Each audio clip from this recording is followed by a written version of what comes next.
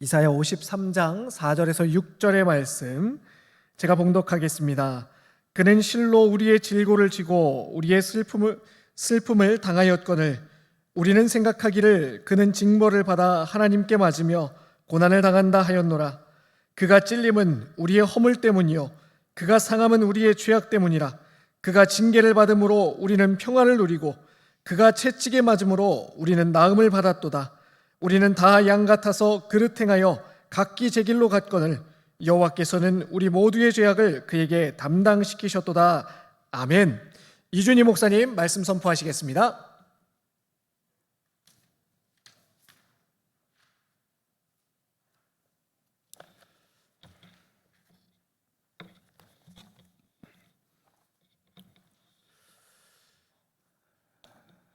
네, 이렇게 함께 예배드리시는 모든 청년 성도 여러분들을 주님의 이름으로 환영하고 축복합니다. 네, 특별히 수료하신 준원 형제 너무 축하를 드리고요. 또 엘사람 교회로 새로운 발걸음을 내딛는 윤영 형제에게 또한 축복의 말씀을 전합니다. 특별히 윤영 형제랑 이제 같이 좀 고민하고 기도하는데 두 가지 마음이 다 들더라고요. 되게 좀 쓸쓸하기도 하고 이게 윤영 형제를 떠나 보내는구나. 그런데 하나님께서 좀 소망의 마음도 주신 것 같습니다. 그래서 윤영 형제를 통하여 하나님께서 엘사람 교회 가운데 큰 은혜를 주시고 또 그 공동체 안에서 윤영 형제도 하나님께서 큰 은혜와 사랑으로 붙잡아 주시지 않을까라는 생각이 들었습니다. 함께 기도해 주시고 그 은혜에 동참해 주시기를 부탁을 드립니다. 요즘 개그맨 중에 이제 인기 있는 개그맨 어떻게 순위를 이렇게 막 보면요, 특별히 이제 조세호 씨가 굉장히 큰 인기를 누리고 계십니다. 그런데 데뷔하신 지는 굉장히 오래 되셨는데 언제부터 이렇게 인기를 누리셨는가 생각을 해보니까 2015년에 이제 세바퀴라는 프로그램에서 이 프로 불참러라고 얘기 아시죠? 그래서 김원국 씨가 이제 안재욱 씨 결혼식 왜 안 왔냐고 하니까 모르는데 어떻게 아냐라고 이야기를 하였는데 그것이 1년 뒤에 이제 2016년에 굉장히 화제가 되어서 큰 인기를 그때부터 끌게 되셨습니다. 그런데 이제 출발점으로부터 시작하여서 이 조세호 씨에게 주어진 별명 중에 하나가 억울함에 대한 어떤 이제 별명과 애칭이 이제 주어졌었죠. 그런데 억울하신 이 조세호 씨가 왜 이렇게 인기가 많으신가 보니까 사실 이 시대가 좀 그런 것 같아요. 우리 이 시대를 살아가는 우리가 좀 억울함 가운데 살고 있어서 각자가 가진 억울함과 또 공동체가 가진 혹은 어떤 집단이 가진 억울함 때문에 이런 마음을 대변해주는 조세호 씨가 인기를 끌지 않았는가라는 생각이 듭니다. 사랑하는 청년 성도 여러분, 여러분들은 어떠십니까? 삶에 억울한 일이 많이 있으십니까? 아니면은 뭐 억울한 일 없이 이렇게 시온의 대로를 달리고 계십니까? 저는 예전에도 한번 나눴는데 억울한 거 하면 아직도 이제 그 생각이 나는데 엘리베이터 사건 말씀드렸었죠.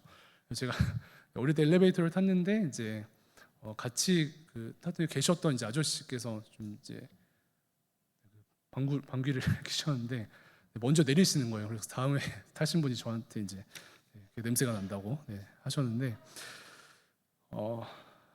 이제 억울함이 참 우리의 삶의 화두가 되는 것 같습니다. 또 뉴스를 보면은 제가 굉장히 가슴 아팠던 뉴스 중에는 35년간 이제 누명을 쓰고 이제 감옥을 나오셨는데 알고 봤더니 그것이 이제 다른 이제 용의자 다른 이제 분이셨는데 신고한 이제 아이가 좀 두려워서 자신의 실수를 덮고자 이제 어떤 옆집 아저씨를 지목하고 30년 이상의 억울한 어떤 시기를 보내신 것도 보게 되었습니다.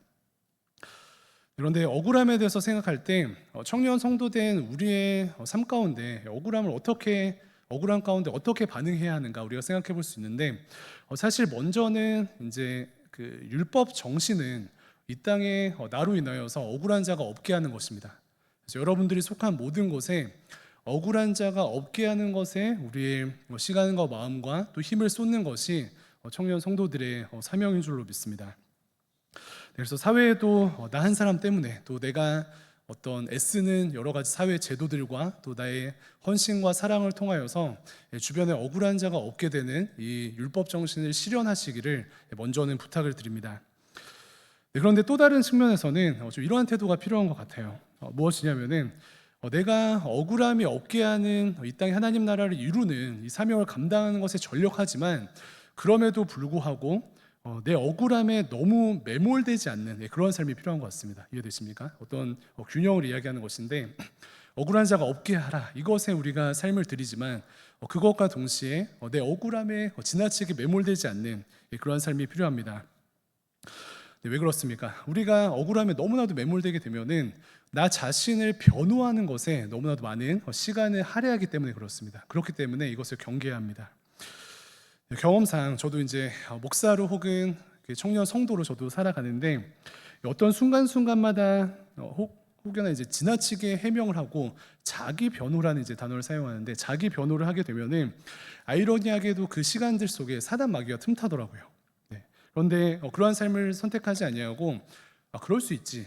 나한테도 그럴 수 있고 나도 그럴 수 있고 저 사람도 그럴 수 있고 이런 환경도 그럴 수 있고 이것을 영접하는 삶을 살아가게 되면은 하나님의 섭리하에 원래 어느 정도 억울한 것을 받아들일 수 있는 어떤 여백이 생기는 것 같고요. 그럴 때 성령 하나님께서 주시는 참된 샬롬과 힘이 우리 자신과 또 우리 주변에 임하게 되는 것을 경험합니다. 그래서 어떤 목사님께서는 성도는 특별히 청년 성도는 원래 억울한 존재이다 이렇게 이야기를 하시더라고요. 그것을 감당하는 것이 성도의 삶이다라고 정의를 하셨습니다. 그래서 이 시간 좀 더 구체적으로 청년 성도된 우리가 하나님 앞에 지나친 자기 변호를 이제 멈추고 앞을 향해서 전진해야 하는 그 이유를 크게 세 가지 함께 이렇게 나누고 말씀을 마치고자 하는데요. 먼저는 우리가 지나친 자기 변호를 멈춰야 하는 첫 번째 이유는 지나친 자기 변호에 중독될 수 있기 때문에 그렇습니다. 이해되십니까? 우리가 사실 이제 자기 변호를 하는 이 조건 반사적인 우리의 삶은 우리의 어떤 상처나 아픔으로 인한 결과일 수도 있습니다. 예를 들어 이제 어릴 때 지나친 이제 억울한 일을 경험하였을 때 우리의 본능이 나는 이렇게 억울한 일을 다시는 경험하지 않도록 내 상황을 정리하고 혹은 해명하는 것에 에너지를 쏟아야 되겠다 이러한 어떤 우리의 삶의 세팅이 되어졌다는 것입니다. 그래서 무의식적인 반응을 하게 되고 또 조건 반사하는 우리의 본능을 볼 수 있는데요. 그런데 앞서서 말씀드렸듯이 이것이 어느 정도는 필요할 수 있지만 이것에 너무 매몰되다 보면은 중독되게 됩니다. 그래서 어떤 강박이 생기는 것이죠. 그래서 어떤 해명에 있어서 우리가 삶을 살아가는데 이렇게 수치적으로 소위 100을 채워야 되는 것이에요. 그래서 누군가에게 나의 상황을 설명하고 혹은 해명을 하는데 이것에 중독이 되어져 있으면은 내가 누군가를 100% 설득하는 것에 완전히 매몰되어서 중독된 삶을 살아가게 된다는 것입니다. 그래서 그 누구도 나에 대해서 소위 잘못된 정보를 가지고 오해하지 않도록 관련된 모든 사람들을 설득하는 것에 나의 에너지를 사용합니다. 언제까지요? 그것이 100이 채워질 때까지. 그래서 그것에 우리가 붙들리게 되고 결국 중독되게 되는 그런 모습을 볼 수 있습니다. 그런데 중요한 것은 어떻습니까? 우리의 삶을 살아가면서 좀 이제 해명을 해야 되겠다 해서 열심히 해명한다고 다 해결이 되던가요? 뭐 붙잡고 1대1로 얘기하고 삼자 대면한다고 모든 것이 나의 뜻대로 정리가 됩니까? 그렇지 않는 것을 사실 우리는 삶 가운데 보게 되고요. 그런데 그런 과정 가운데 더 중요한 것은 우리가 자기 변호라는 그 개념을 통해서 자기 변호의 통제를 받게 됩니다. 그것에 붙들리게 되는 것이에요. 자유함이 없는 것이죠. 그래서 중독되고 그것에 종노릇하는 삶을 살아내지 않는 것이 너무나도 중요한데 하나님께서 주신 자유를 누리지 못하고 내가 생각하는 내가 가진 틀 안에서 나를 변호하려고 그것에 붙들린 삶을 살아가는 즉 중독된 삶을 살아가는 어려운 가운데 빠지게 된다. 그래서 그것을 경계해야 한다라는 하나님의 말씀입니다. 특별히 우리가 자주 묵상하는 그 사도 바울의 영성은 어떻습니까? 사도 바울은 자유이신 하나님과 함께 동행하며 참 자유의 삶을 실제적으로 살아갔는데 그는 즉 상황이 나를 통제하지 않는 중독되지 않는 자유의 영과 함께 살아낸 그러한 사람이었습니다. 그래서 자주 설명드렸듯이 그가 이제 빌립보서 4장에서 나는 비천에 처할 줄도 알고 풍부에 처할 줄도 알고 라고 고백하는 것은 나는 상황에 종노릇하지 않는다, 상황에 중독되지 않는다라는 믿음의 고백인 줄로 믿습니다. 그리고 나는 상황과 혹은 다른 것에 중독되지 않고 오로지 나의 주인 대신 살아계신 하나님께 통제를 받고 살아계신 하나님과 동행하며 그분께 붙들려 살아가는 존재이다라는 것을 하나님의 말씀 가운데 소개하고 있는 것입니다. 그런데 다시 한번 내가 모든 사람들에게 나의 어떤 것을 설명하고 또 변호하려는 그 출발은요, 그것 자체가 우상이 되어서 나는 그 자기 변호의 통치 아래 살아가겠다, 자기 변호에 붙들려서 살아가겠다라는 잘못된 태도가 되는 것입니다. 사실 저도 좀 그런 것 같아요. 저도 사실 어릴 때부터 억울한 게 너무 싫고 또 막 강박증까지 있어서 내가 원하는 대로 이제 주변 환경이 소위 이제 정리되지 않으면은 막 답답함이 있습니다. 그래서 나의 뜻대로 아까 말씀드린 수치적으로 100이 채워져야지, 그 어떤 오해가 있을 때 100이 다 사라져야지 이렇게 마음이 풀리는 그런 성향인 것 같아요. 그런데 그러한 성향을 가지고 청년의 때를 보내다 보니까 이것이 나에게 어떠한 삶의 안녕을 갖다 주는 것이 아니라 독이 되는 것을 경험합니다. 이것이 우리에게 독이 된다는 것이에요. 그것이 중독이 되어서 나를 지배하게 되니까 하나님께서 주신 자유의 영은 사라지고 율법 가운데 붙들리는 그러한 모습으로 어려움을 겪게 되지 않는가라는 그런 진단이 됩니다.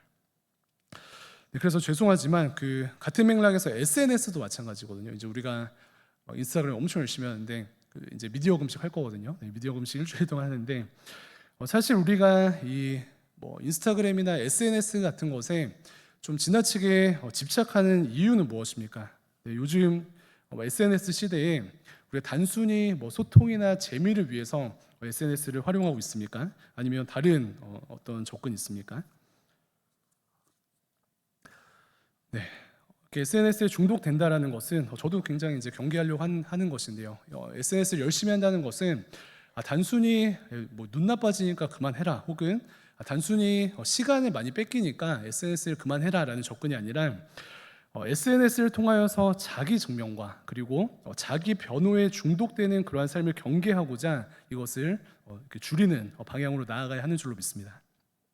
그래서 미디어 금식을 할 텐데 이러한 맥락에서 이렇게 인스타그램 좀 저희가 함께 좀 자제해 볼까요? 그래서 저도 설교 준비하면서 그 좀 조치를 취한 것이 그 어플 위치를 바꿨습니다. 그래서 이제 인스타그램은 완전 구석에다가 다 이렇게 넣어놓고 이제 그 성경 어플로 막 가득 채워놨는데 계속 막 이렇게 힘들더라고요. 그래서 그런 시도를 통하여서 내가 어떤 것에 또 나를 증명하고자 혹은 나를 드러내고자 중독이 되어져 있는가 진단하고 그러한 이렇게 반대의 삶으로 우리가 좀 이렇게 승리하고 그 결국은 샬롬을 누리는, 그것이 어떤 율법이나 우리의 의를 드러내는 것이 아니라 그 결국은 나에게 샬롬이 되는 이 은혜를 누렸으면 좋겠습니다. 두 번째로 우리가 자기 변호를 멈춰야 하는 그 이유는 생각보다 우리는 우리의 삶 가운데 과대 포장된 그런 부분들이 있기 때문에 그렇습니다. 무슨 말입니까? 예를 들어 이렇습니다. 우리는 예를 들어 나의 존재가 100인데 다른 하나님의 평가 말고 먼저 사람들의 평가를 생각해 보면은 나의 존재가 100인데 누군가가 나를 70으로 생각하고 야 너 70이야라고 이야기를 합니다. 그러면은 어떻게 하죠? 그 한 30 정도가 좀 공허하고 억울하죠. 나 100인데 날 70이래라고 하고 억울한 마음이 생기는데, 그런데 사실 우리는 전체적인 삶을 볼 때는 내가 100인데 항상 100으로 평가받지 못하고 70으로 평가받을 때 억울하다라고 하는데, 사실은 우리의 삶 가운데 우리가 70으로 평가받는 만큼 사실 우리가 130으로 평가받는 과대평가되는 모습들이 있습니다. 맞습니까?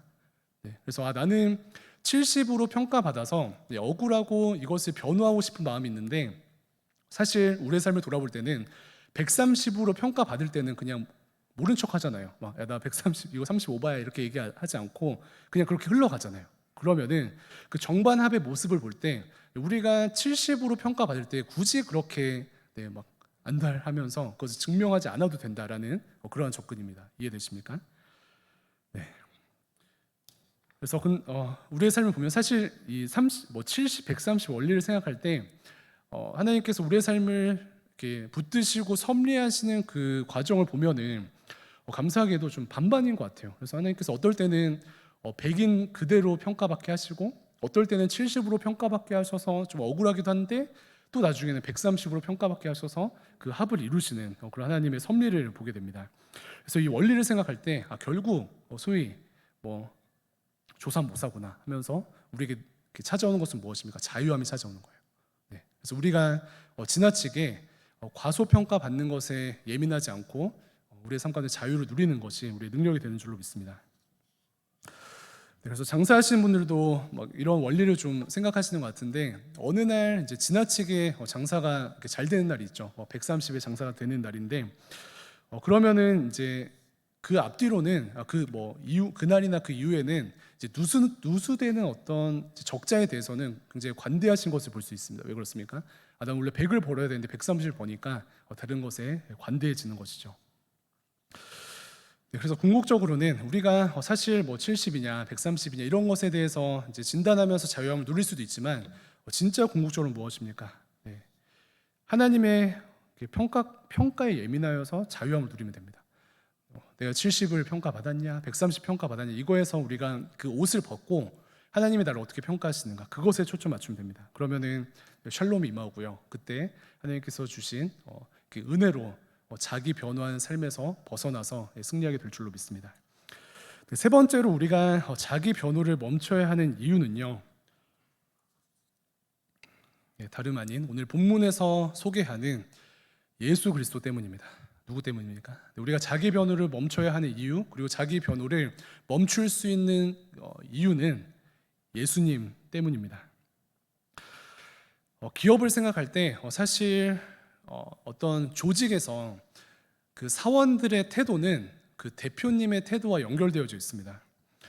그런데 청년 성도된 우리의 태도는 누구와 연결되어 있습니까? 우리의 주인 대신 예수님과 연결되어져 있죠. 그렇기 때문에 우리의 삶의 태도를 결정할 때는 주변 사람이 아니라 혹은 우리의 리더도 아니고 목사님들도 아니고 우리의 주인 대신 예수님께서 가지신 태도에 집중하고 그것을 주목하는 삶을 사는 것이 우리에게 필요한 줄로 믿습니다.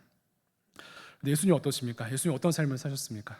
이제 고난주간 보내게 되는데 너무나도 잘 아는 것처럼 예수님께서 십자가 위에서 나를 위해 죽으셨습니다. 근데 이것은 우리가 너무 관념적으로 또 추상적으로 들어왔고 그것을 우리의 삶 가운데 관념적으로 추상적으로 영접해 왔기 때문에 아무렇지 않을 수 있지만 사실 예수님께서 십자가 위에서 나를 위해 죽으신 것은 상상할 수 없는 일입니다.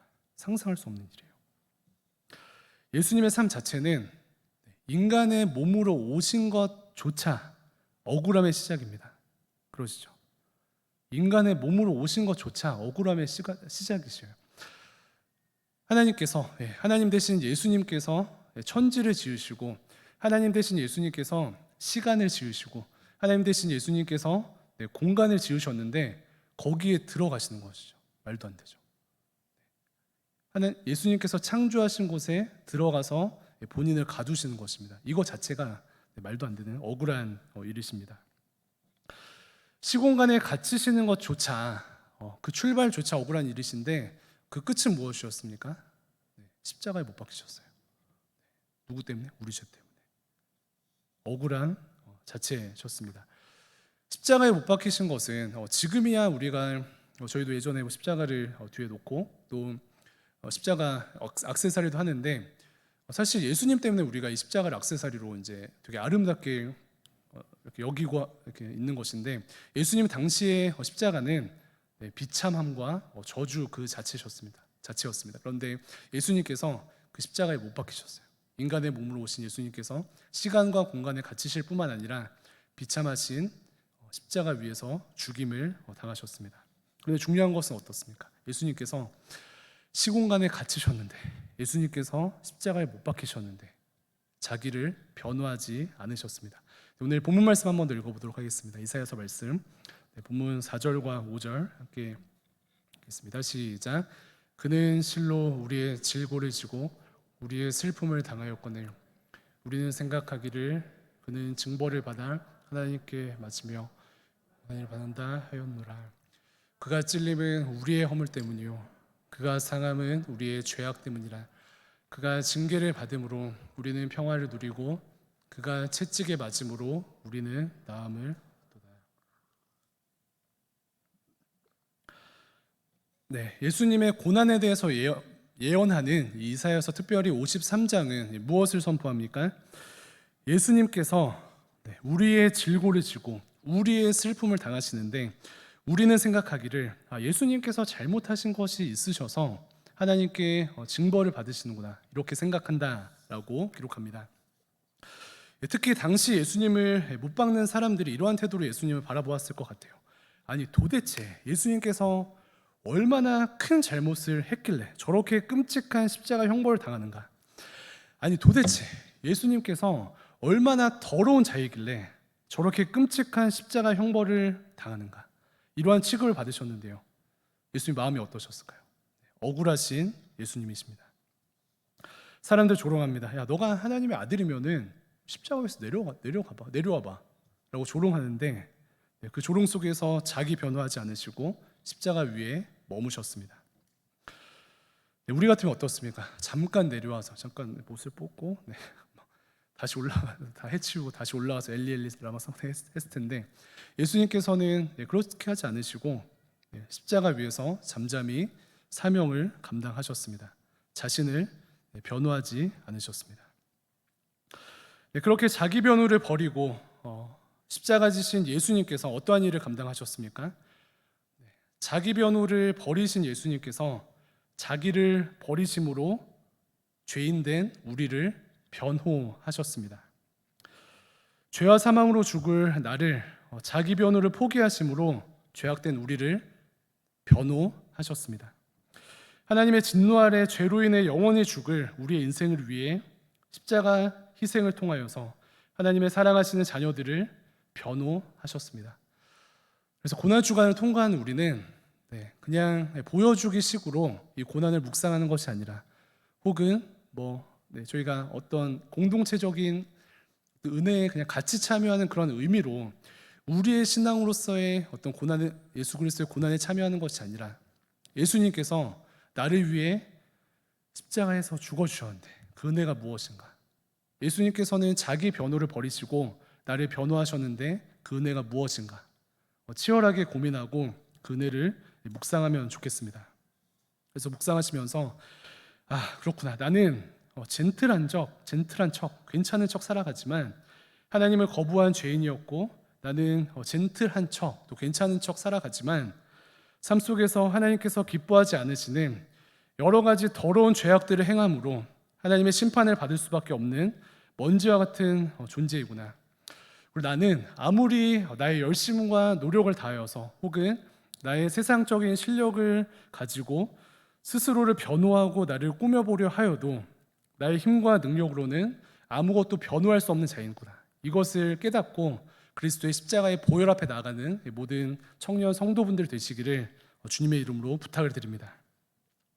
그래서 살아계신 하나님이신 예수님께서 십자가 위에서 죽으신 것은 장난이 아니구나. 살아계신 예수님께서 십자가에서 죽으신 것은 쇼맨십이 아니구나. 살아계신 예수님께서 십자가에서 죽으신 것은 주홍 같은 나의 죄 때문이구나. 이것을 기억하시면서 십자가를 묵상하시기 바랍니다.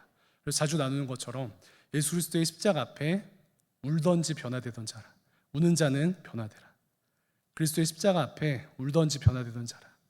우는 자는 변화되라. 이 구호 앞에 우리의 삶을 드리고 그리스도의 십자가 앞에 전심으로 반응하는 우리의 삶이 되기를 간절히 소망합니다. 그런데 신기한 것은요, 한 걸음 더 나아가서 자기 변호를 포기하시고 사랑하는 주의 자녀들을 변호하신 예수님께서는 그 십자가의 대속의 힘으로 사랑하는 자녀들을 변화시키는 그러한 능력이 있으신 줄로 믿습니다. 자기 자녀들을 변호하신 예수님께서는 사랑하는 주의 자녀들을 변화시키실 능력이 있으신 줄로 믿습니다. 그래서 이 공고한 시기를 살아가면서 변화되지 않는 우리 스스로를 돌아보면서 변화하고픈 그러한 청년 성도분들 계십니까? 청년의 때에 이 뻔한 삶과 뻔한 죄의 문제가 예수님을 통해서 변화될 줄로 믿습니다. 그래서 청년의 때는 오늘 설교의 제목처럼 변화와 변호 사이, 변호와 변화 사이에 있는 그러한 삶인 것 같습니다. 그래서 우리가 선택하는 것입니다. 끊임없는 지독한 자기 변호를 통하여서 변화를 거부한 삶을 살아갈 것인가? 아니면은 나를 변호하신 예수 그리스도를 붙들고 나를 변화하시는 그 은혜 앞에 나아갈 것인가, 우리가 선택하게 되는 것입니다. 그런데 이 자기 변화 사이에 예수님께서 십자가 지고 우리를 기다리셔요.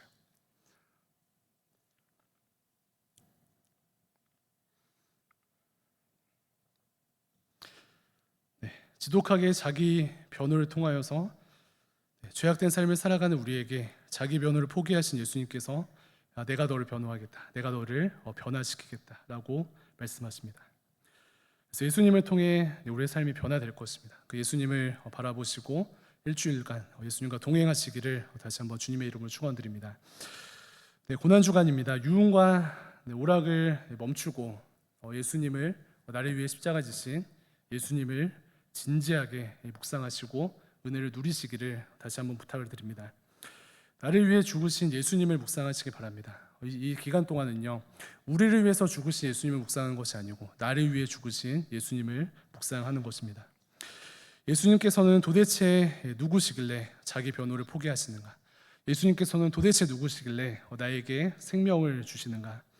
예수님은 누구시길래 나의 모든 상처와 아픔을 치유하시고, 예수님은 누구시길래 내가 해결할 수 없는 죄의 문제를 해결하시고 나를 변화시키시는가? 영원한 생명이 무엇이고 예수님께서 예비하신 은혜는 무엇인가? 그 십자가의 은혜 앞에 치열하게 반응하고 또 삶을 드리는, 우리의 마음을 드리는 모든 청년 성도분들 되시기를 간절히 소망합니다. 그런데 제가 오랫동안 신앙생활을 해보니까 사단 마귀의 작전 중에 하나는요, 아무리 설교를 듣고 아무리 말씀을 읽어도 예수님에 대한 이 십자가의 은혜를 머리에만 머물게 하는 것이 사단의 전략입니다. 아, 그렇지, 치열한 십자가지. 아, 그렇지, 하나님의 사랑이지.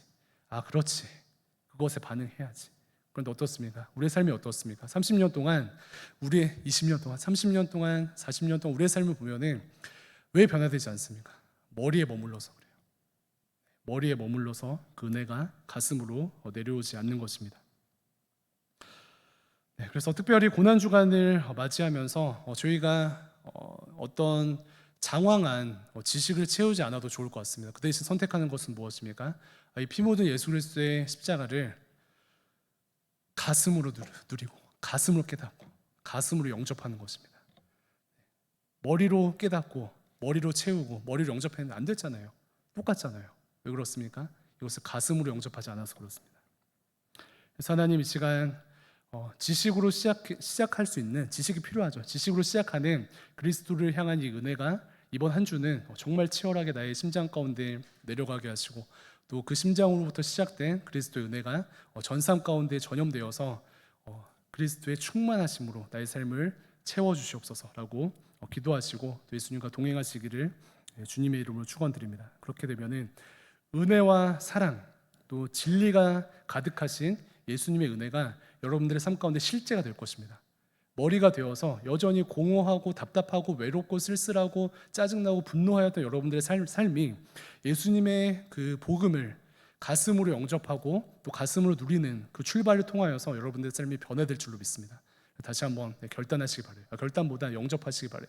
초청하시기 바래요. 그래서 가슴으로, 마음으로 예수님과 함께 동행하는 우리 모두 되었으면 좋겠습니다.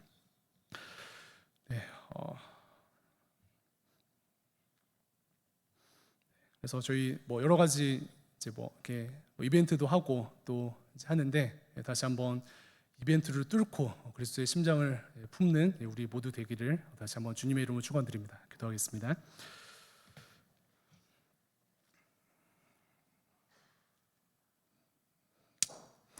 하나님 감사합니다. 이 시간 고난 주간을 맞이하여서 다시금 예배 앞에 나왔습니다. 말씀 앞에 나왔습니다. 특별히 예수 그리스도의 십자가가 아버지 사랑하는 모든 청년 성도들의 삶 가운데 실제가 될 수 있도록 인도하여 주시고, 특별히 자기 변호를 멈추시고 또 우리를 변화시키시는 그 은혜 앞에 우리가 온전히 거할 수 있도록 주님 은혜와 자비를 허락하여 주시옵소서. 특별히 하나님 저희가 여러 가지 또 상황들 속에서 분주함 속에서 다른 것이 아닌 예수님 자체를 묵상하는 아버지 한 주 되기를 간절히 소망합니다. 우리의 분주함들을 불쌍히 여기시고 주님을 볼 수 있는 영안을 열어 주시옵소서. 감사드리며 살아계신 예수님의 이름으로 기도합니다. 아멘.